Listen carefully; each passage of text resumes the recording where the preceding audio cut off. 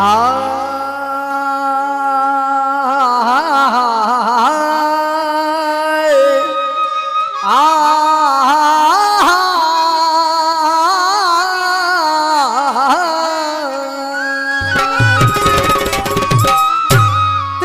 अटमरा लियो जन्म कृष्ण मथुरा में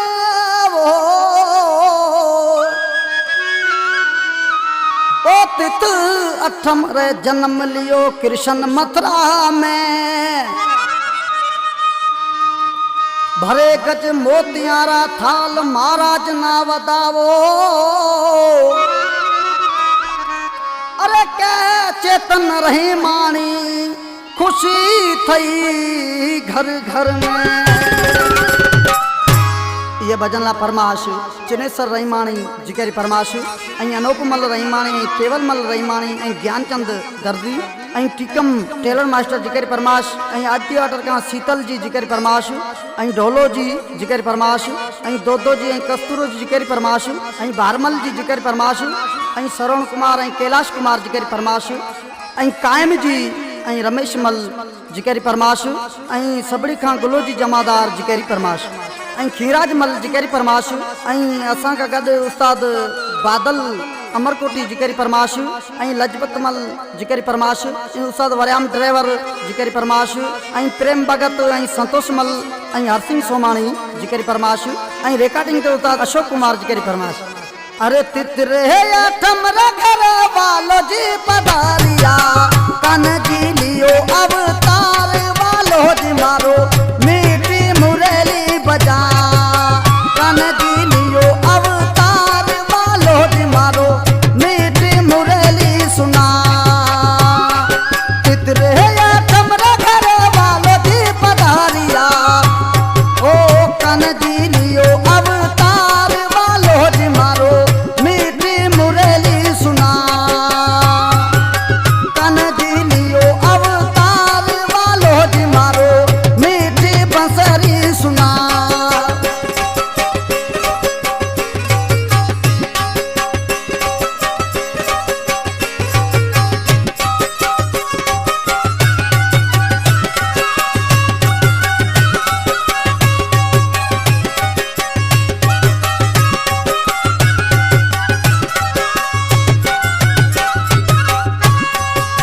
सीतारो राम का जारद कर शाम का